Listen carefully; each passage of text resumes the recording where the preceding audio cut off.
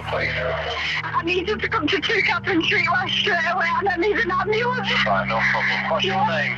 Megan. What's going on? She's actually police. I don't know what's happened, but I just come to my front door and my mum's laying on the driving and blood everywhere. Please need to come quick. I need an ambulance. We will do. That is a short extract from a call placed to 999 at approximately 3:30 p.m. on Tuesday, the 14th of January 2008. The caller, 15-year-old Sarah Melia, had just returned from a day at school to her home, located in Horwich, Greater Manchester. Upon opening her front door, she made the tragic discovery of her lifeless mother, who had been the victim of a ferocious knife attack that would go on to haunt the local community for years to come. Welcome to the Crime Portal. This is the case of Sarah Melia.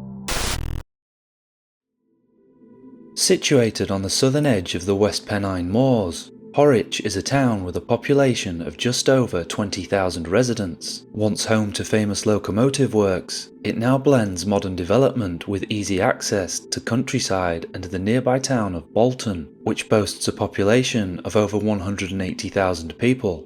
Nestled in the northwest of Horwich, Catherine Street East is a residential road consisting of terraced and semi-detached properties, one of which was home to 34-year-old Sarah Melia in 2008. Sarah had divorced from her ex-husband Stuart at the turn of the century, following 8 years of marriage, and the pair remained in close contact. They shared 2 children, a daughter named Megan and a son named Ethan, who, in 2008, were 15 and 10 respectively. That year, on Monday the 14th of January, Sarah, Megan and Ethan began the day just like any other during term time, eating breakfast together before the children were due to set off for school. At 8:14 a.m, Sarah was captured on CCTV inside V&M Premier Convenience Store, which is located opposite the house she shared with her children. She then returned home, where young Ethan was complaining of stomach pains. Sarah accompanied her son to Hooton's Pharmacy, located a short walk from the family's home.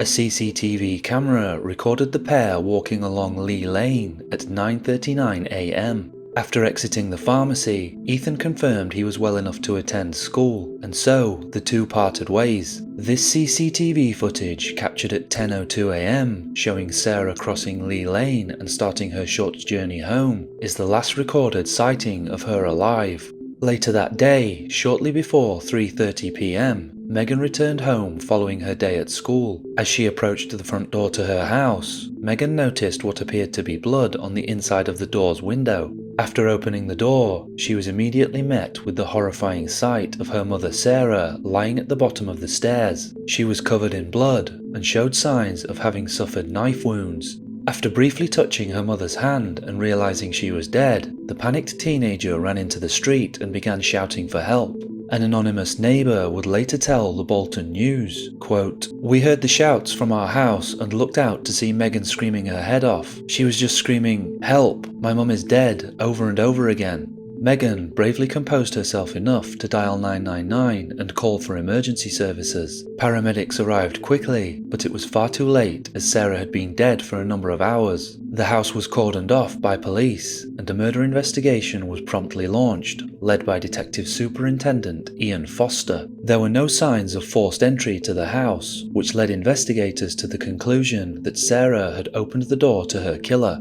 A witness came forward to say she'd seen a man in a bright red coat and black hat on Sarah's door as she entered the convenience store opposite the crime scene at around 10:15 a.m. It sounded like an argument had broken out between Sarah and her visitor, and police believe this is when the murder took place. DS Foster later commented, quote, "The offender grabbed hold of her, exposed her back, and repeatedly stabbed her. It was discovered that Sarah made a phone call shortly before the witness sighting at 12 minutes past 10. The call was to a man described in media reports as Sarah's ex-boyfriend, a 35-year-old lorry driver named James Christian. Police travelled to James's home on Pinfold Close in West Horton, roughly 8 miles southeast of Horwich. The house was sealed off and searched by officers while James was detained for questioning, during which he told investigators that he and Sarah had agreed to meet near Sarah's home and go out for lunch at noon on the day of the murder.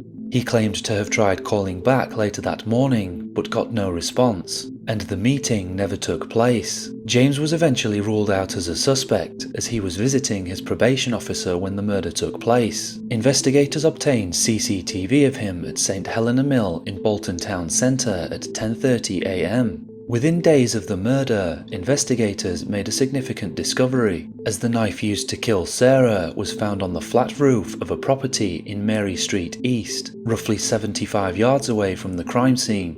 Forensic tests carried out on the 8-inch kitchen knife concluded that DNA matching that of Sarah Melia was present. The discovery also helped investigators to establish the route that Sarah's killer took when fleeing the scene, as the knife was discovered at the rear side of the property it was found. This confirmed the killer had made their way along the alleyway separating Mary Street East and Catherine Street East, before exiting at Darley Street. Armed with the witness account of a man in a bright red coat and black hat, investigators turned their attention to reviewing local CCTV cameras in the hopes of spotting this individual, and it wasn't long before they did just that. At around 10:15 AM, a male fitting the description given by the witness was captured by multiple cameras walking along Lee Lane before turning onto Hope Street and heading in the direction of Sarah's house. The individual was captured again later that morning at 10:46 AM, walking along Lee Lane in the opposite direction of the crime scene, roughly half a mile away. In addition to the distinctive coat and black hat, the man was pictured wearing what appeared to be blue denim jeans and a pair of white trainers. Just as unique as his clothing was the man's walk. He keeps his head down, moves quickly, and swings his left arm away from his body. He also appears to be carrying an envelope, which police believed concealed the knife used to kill Sarah. The footage was released to the public in the hopes that the man in the distinctive coat could be identified. Details of a second man police wanted to speak with were also released to the public. This person was seen near Sarah's home between 1 and 2 PM on the day of the murder. He was described as white, between the ages of 26 and 30, roughly 5 feet 10 inches tall, with a slim build and blonde hair. No information suggests this man was ever traced. A month after the murder, on Friday the 15th of February, Sarah's funeral took place at Overdale Crematorium. Mourners entered the chapel to the song Tears in Heaven by Eric Clapton. The Reverend Stephen Fletcher of Holy Trinity Church in Horwich, who led the service, said to those in attendance, quote, "Murder is one of the most terrible crimes that can be committed. I believe the person who has done this terrible thing has reserved a place in hell." The service ended with one of Sarah's favourite songs, Boulevard of Broken Dreams by Green Day. The investigation continued, and on the 30th of March 2008, the case was featured on Crimewatch. DS Foster recapped what he and his team had uncovered so far, as the CCTV footage of the man in the red coat was shown to a nationwide audience. Home video footage of Sarah was also shown, and both of her children, Megan and Ethan, bravely spoke to the camera about their shared loss. She's gone. Someone's taken her away from me, and I'm never going to get her back. And I kept asking her all the questions, like, what's happened, and is Mum okay, is Lily and Olive okay, because there are 2 cats. The programme generated upwards of 20 calls from the public, with some claiming to have seen the man in the red coat. Behind the scenes, it would appear that investigators already felt they had identified this individual with help from a seemingly unlikely source, Sarah's mother, Marion Kitchen. Prior to the CCTV being made public, it was shown to Marion out of courtesy by investigators. Shockingly, Marion stated that she believed the man in the red coat was her son, 36-year-old Mark Kitchen. An unnamed 36-year-old man was arrested at the same time as Sarah's ex-boyfriend James Christian, and whilst it cannot be conclusively confirmed, it would appear this person was Mark Kitchen. By April 2008, Mark had turned 37 and was arrested again on suspicion of murder. He was released shortly after, only to be arrested again in June of 2008. This time, Mark was charged for the murder of his sister and appeared at Bolton Magistrates Court on Thursday the 12th of that month, where he denied the charge. Other than being named as the man in the red coat, it was unclear if police had any other evidence connecting Mark to Sarah's murder. He was remanded into custody to await trial, which began at Manchester Crown Court in December of 2008. The court heard that Mark had carried the kitchen knife used to kill his sister in a brown paper envelope sent by the TV licensing company after failing to pay his fee. Gary Burrell, QC, prosecuting, told the court that Sarah was stabbed 6 times in the back, cutting through her right lung and into her diaphragm and liver. There were also 4 superficial stab wounds on the front of her chest. He stated that Sarah may have tried to escape her attacker by going upstairs, and could have been pulled back down by her hair, as police discovered clumps of her hair on the stairs next to her body, along with the brown envelope. Mr. Burrell stated, quote, "Mercifully, death would have come fairly rapidly from the wounds, but this was a forcible and sustained attack which cut through bones as well as tissue." The court heard that Mark Kitchen suffered from schizophrenia and was taking prescription drugs. On occasion, he was said to have mixed his medication with illegal substances, which made him delusional and violent. Mr. Burrell claimed that Mark had specifically used amphetamines, cannabis, and heroin, which would render him psychotic. Quote, "He therefore suffers from a mental illness where he loses contact with reality. He has a tendency to become impulsively violent at relatively short notice when taking drugs or withdrawing from them." Mark had cut all ties with his mother and sister in October of 2006, allegedly because they had tried to stop him taking drugs. The court also heard of a number of incidents which involved violence on Kitchen's part, including one where he stabbed a cushion in fury after becoming agitated at a family wedding. Peter Norris, a neighbour of Mark's, told the court he instantly thought Mark was the man in the CCTV footage when he saw it, stating, quote, "He would wear those clothes, a red jacket, blue jeans and white trainers, all the time. It was all I would ever see him in." Mr. Norris later contacted police to identify Mark. Elizabeth Brown, Mark's aunt, also told the court how she felt it was Mark in the footage. 5 days into the trial, news broke that Mark was to be discharged and that the trial had abruptly ended. There do not appear to be any reports confirming exactly why this happened, but it was swiftly announced by Judge Andrew Gilbert, QC, that Mark Kitchen would face a second trial in March of 2009.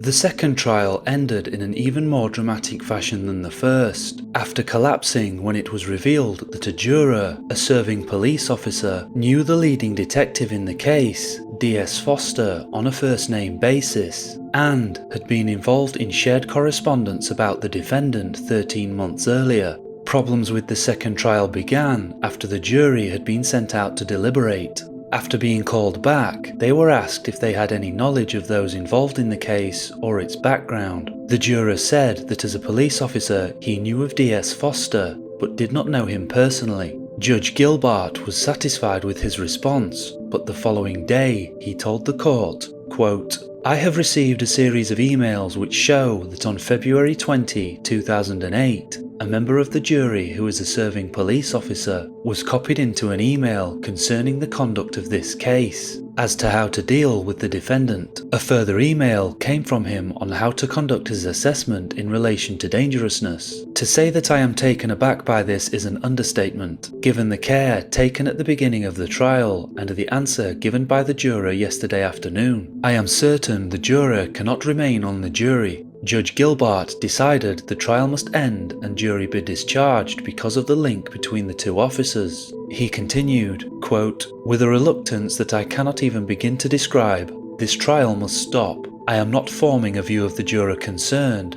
That will be left to others. This is one of the most difficult decisions I have had to make in my career. I will be taking this matter up with the Chief Constable." In a statement, Assistant Chief Constable Terry Sweeney said, quote, "The officer concerned, who declared from the outset of the trial that he was a serving officer with GMP, is a decent man who has acted with the utmost integrity. He has an unblemished 28 years service with the force, and this has had a devastating effect upon him. The cost of the 2 collapsed trials to the taxpayer was reported to be £95,000. A new jury was sworn in so that a 3rd trial could begin, details of which are incredibly scarce. What is known is that on the 15th of May 2009, the jury returned a not guilty verdict and Mark Kitchen was freed. Based on what details have been released to the public, it does not appear that investigators had any evidence to indicate Mark was guilty, other than people claiming the man in the red coat, spotted within the grainy CCTV footage, looked like it could be him. Presumably, the murder weapon, which was found to have Sarah's DNA on, was also examined for Mark's DNA. As the two had not spoken for over a year prior to the murder, any trace of Mark's DNA would have been a silver bullet in terms of evidence. Apart from identical twins who share almost 100% DNA, regular siblings do not share identical DNA, so Sarah's profile could not have been mistaken for her brother's. Although the quality of the CCTV footage is far from perfect, the man in the red coat does not appear to be wearing gloves, so it's not unreasonable to think that fingerprints could have been left on the murder weapon, unless of course he put gloves on prior to committing the crime, or wiped it down after the fact. This level of planning would seem to be at odds with the otherwise brazen nature of committing a murder in the middle of the day wearing very distinctive clothing.